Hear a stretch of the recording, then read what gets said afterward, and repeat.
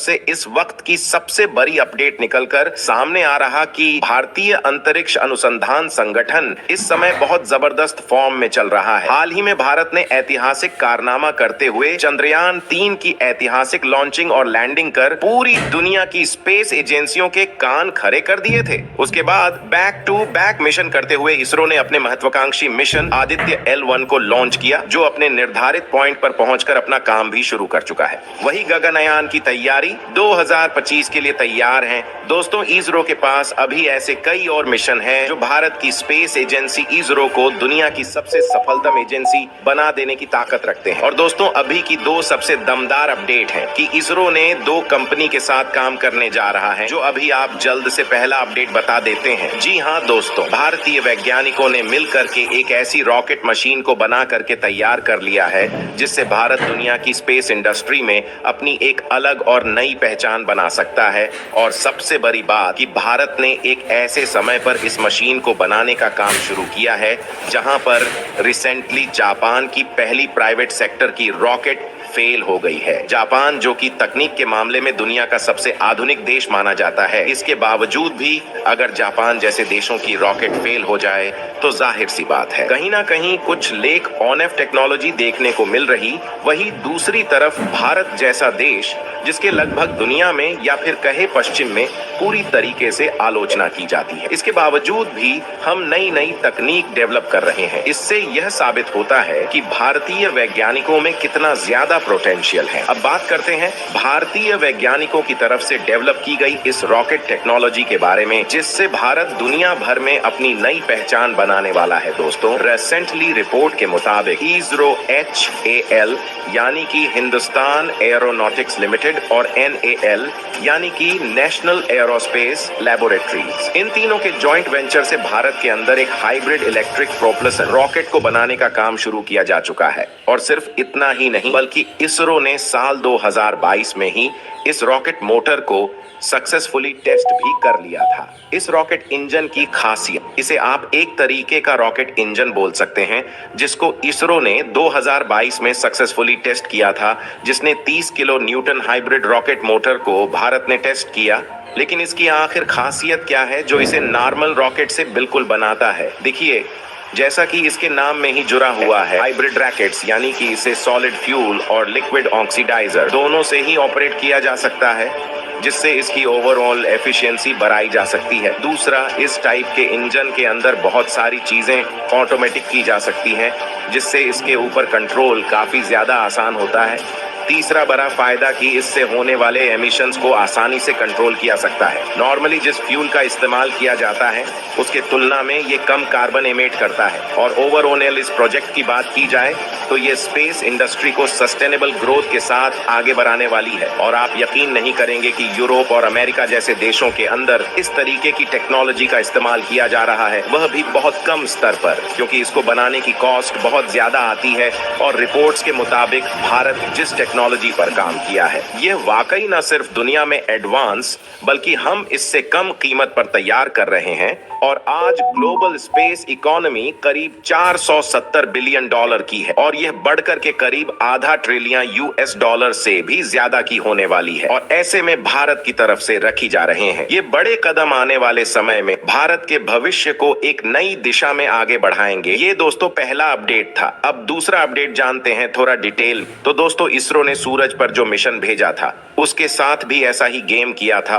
और अभी 1 जनवरी 2024 को जो सैटेलाइट लॉन्च किया था, उसके साथ ही दोस्तों इसरो ने बहुत बड़ा गेम कर दिया है, जिसका पता अब दुनिया को लगा है। तो नासा भी इसरो की तकनीक से चौंधिया गया है। सबकी नजर तो सूरज के मिशन पर टिका हुआ था, लेकिन उसी दौरान इसरो ने किसी हथियार पर काम किया है, जिसके खुलासे से अब पूरी दुनिया हिल चुका है। तो दोस्तों, तैयार हो जाइए पूरा कहानी को उसकी तह तक जाने के लिए। पहले आपको इसरो के नए वाले तूफान यानी कि इनसैट 3DS नाम की सैटेलाइट का असली राज बताने वाला हूं, और उसके बाद आपको बताऊंगा इसरो के उस सीक्रेट हथियार के बारे में जिसने अपना मिशन कंप्लीट कर लिया, और इसके बाद पूरा दुनिया इसरो का दीवाना हो चुका है। तो आज की इस वीडियो में हम आपको इस सवाल का जवाब तो देंगे ही, साथ ही आपको यह भी बताएंगे कि आखिर क्यों आने वाला वक्त स्पेस सेक्टर का होगा। स्पेस में ही बार होंगे, स्पेस में ही दुनिया के देशों के बीच जंग लड़ी जाएगी। इसी चीज को ध्यान में रखते हुए भारत स्पेस की इस रेस में पीछे नहीं रहना चाहता दोस्तों। ऐसा ही दमदार जानकारी जानने से पहले अगर आप एक सच्चे देशभक्त हैं तो इस वीडियो को एक लाइक जरूर कर दीजिए और कमेंट बॉक्स में इसरो की मेहनत और कामयाबी के लिए जय हिंद जय इसरो जरूर लिखें। और साथ ही अगर अभी तक आपने मेरे चैनल को सब्सक्राइब नहीं किया है तो सब्सक्राइब जरूर से कर दें। तो चलिए दोस्तों हम अपने टॉपिक पर आते हैं। तो दोस्तों ये है इसरो का या ये कहे भारत का अब तक का सबसे एडवांस मौसम सैटेलाइट। नाम है इनसैट 3DS।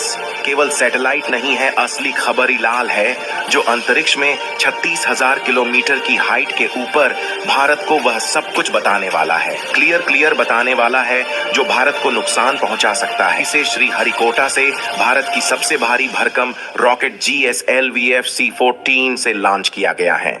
दोस्तों इसको लेकर के टीम इसरो ने कहा है कि किसी भी तरह की मौसम की सटीक इंफॉर्मेशन और उसका पूर्वानुमान दे सकेगा। लेकिन क्या ये बात बस इतनी सी है या कुछ और भी गणित के पीछे छुपा हुआ है? पूरी कहानी मैं आपको बताऊंगा। पहले आपको बता देता हूं इनसैट 3 सीरीज के बारे में। दोस्तों ने अब तक 6 सैटेलाइट जिसके तहत लॉन्च किए हैं। ये 6 सैटेलाइट अलग अलग प्रकार की जियोस्टेशनरी सैटेलाइट है, यानी यह धरती 36,000 किलोमीटर की हाइट पर तैनात होते हैं और वहां से सारी की सारी जानकारी भारत के यानी कि इसरो के वैज्ञानिकों को पहुंचाते रहेंगे। तो दोस्तों इसी कड़ी में अब 7वां सैटेलाइट लॉन्च हुआ।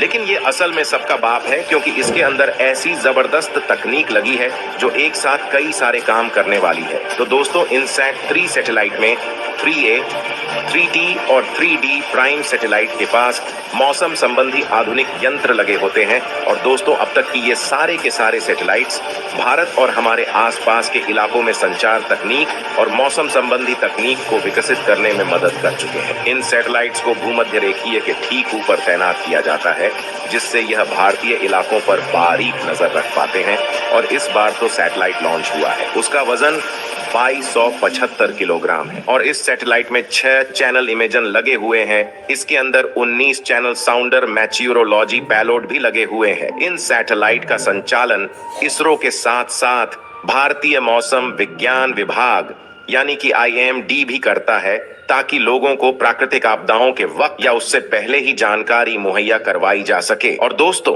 उसकी मदद से भारत की सेनाएं लोगों को सुरक्षित स्थानों तक पहुंचा देती है। भारत के इस सीरीज सैटेलाइट्स की मदद से ही अब तक हमारे पड़ोसी देशों की खूब मदद कर चुका है। और बड़ी बात है कि हमारे पड़ोस देश ज्यादातर मामलों में इसरो के सैटेलाइट्स पर ही डिपेंडेंट है। ये जमीन के साथ समंदर पर भी हर मौसम और इमरजेंसी सिग्नल सिस्टम इसरो को रूबरू करवाते हैं। और अब दोस्तों जहां बात आती है कि इस चीन की अकड़ को कैसे ठीक किया जा सकेगा और मालदीव जैसे चिंदी देश का इलाज भी इसके जरिए कैसे होगा। अस्मारा, यक अस्मारा तुम यहाँ रहती हो? Good morning. Good morning. What do you guys think about this? Should I wear this? बन्नी ಎಲ್ಲರೂ बन्नी यहाँ रहेगी हमारी अस्मारा बेबी। ऐसी कहीं दिख नहीं रहा।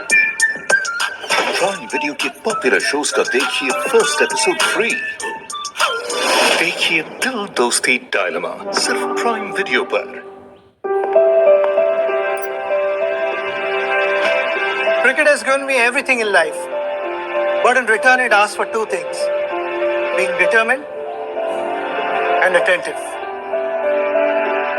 And now being attentive to details has become a way of life, especially on this new playground called home. So while making this home to be our favorite place, we are looking for a partner who understood what we wanted. And we found Afflame. They match my taste, they value precision, they offer great design, and they have a knack to make homes intuitively intelligent.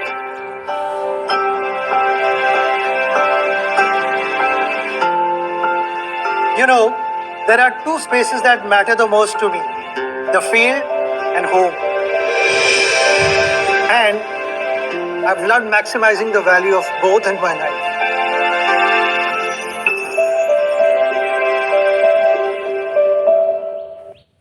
तो दोस्तों, बात ये है कि ये satellite जितने मौसम का इंफॉर्मेशन देते हैं, ये उतनी ही जानकारी ये दुश्मन की हर गतिविधि भारत के पास पहुंचा देते हैं। मतलब हमारी नेवी से लेकर थल सेना के पास इनकी पूरी इंफॉर्मेशन पहुंच जाती है। हिमालय की चोटियों पर कुछ भी बदलाव होने वाला होता है, यानी मौसम संबंधी बदलाव होता है, या फिर वहां का दुश्मन का कोई भी मूवमेंट होता है, तो ये सारी की सारी इंफॉर्मेशन सेना को पहले ही मिलना स्टार्ट हो जाती है। साथ ही कम्युनिकेशन के जरिए भी ये बड़ा फायदा भारत को देते हैं। साथ ही साथ इसके जरिए समुद्र के दुश्मन के जहाजों की सटीक इंफॉर्मेशन भारतीय सेना को लग जाती है, और अगर हमारा जहाज किसी भी परिस्थिति में फंस गया है तो वहां से इसे कम्युनिकेट करने में बड़ी मदद मिलती है। अब दोस्तों, इसके जरिए भारत मालदीव, श्रीलंका, बांग्लादेश से लेकर बाकी पड़ोसियों की मदद करता है। लेकिन हाल ही में जैसा आपने देखा है कि मालदीव ने चीन की गोद में खेलकर दादागिरी करना स्टार्ट कर दिया है। लिहाजा अब इसरो उसकी टाइम पर ऐसी सेंसिटिव इंफॉर्मेशन नहीं मिल पाएगी, लिहाजा उसकी हालत इसके जरिए खराब होने वाली है।